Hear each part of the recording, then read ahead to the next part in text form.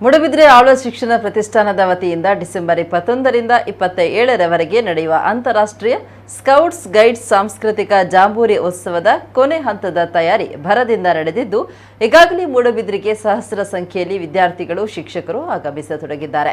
Jamboree ಉತ್ಸವದಲ್ಲಿ ಆಳ್ವ ಶಿಕ್ಷಣ ಪ್ರತಿಷ್ಠಾನದ ಅಧ್ಯಕ್ಷ ಮೋಹನ್ ಆಳ್ವ ಅವರ ಪರಿಕಲ್ಪನೆಯಲ್ಲಿ ಕೃಷಿ ಮೇಳವು ನಡೆಯಲಿದ್ದು, ಈಗಾಗಲೇ ಕೃಷಿ ತೋಟ ನಿರ್ಮಾಣಗೊಂಡಿದೆ.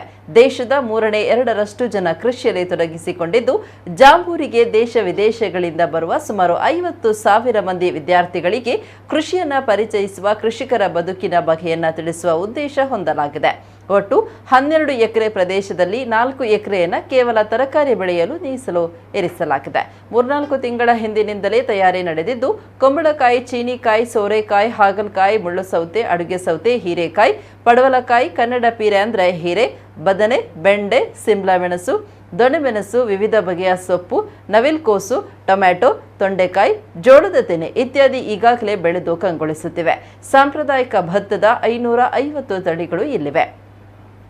ವಿದೇಶಿ ತರಕಾರಿಗಳಲ್ಲಿ ಲೆಟ್ಯೂಸ್, ಬ್ರೊಕೋಲಿ ಸೊಪ್ಪು, ಚುಚಿನಿ, ಪಂಪ್ಕಿನ್, 6 ಬಗೆಯ ಸೋರೆಕಾಯಿ, 70 ವಿಧದ ಬಾಳೆ, 700 ದೇಶೀಯ ಭತ್ತದ ತಳಿಗಳು, ಸಿರಿಧಾನ್ಯ, ಎಣ್ಣೆಕಾಳುಗಳು, 40 ಬಗೆಯ ಪುರಾತನ ಸಾಂಪ್ರದಾಯಿಕ ಗೆಡ್ಡೆ ಗೆಣಸು, 150ಕ್ಕೂ ಅಧಿಕ ತೆಂಗಿನಕಾಯಿ ಕಲಾಕೃತಿಗಳು ಸಿದ್ಧಗೊಂಡಿವೆ. ಇದಲ್ಲದೆ 200 ಬಗೆಯ ಆಯುರ್ವೇದಿಯ ಔಷಧ ಭರಿತ ಹಣ್ಣು ಮತ್ತು ಕಾಯಿ, 20 ಬಗೆಯ ಅಡಿಕೆಗಳು, 110 ಬಗೆಯ ವಿದೇಶಿ ಹಣ್ಣುಗಳಲ್ಲದೆ 100 ಬಗೆಯ ಅಕ್ಕಿ, ತರಕಾರಿ ಮತ್ತು ಹಣ್ಣುಗಳಲ್ಲಿ ಕರಾವಳಿ ಸಂಸ್ಕೃತಿ ಬಿಂಬಿಸುವ ಕಲಾಕೃತಿಗಳು ಇರಲಿವೆ.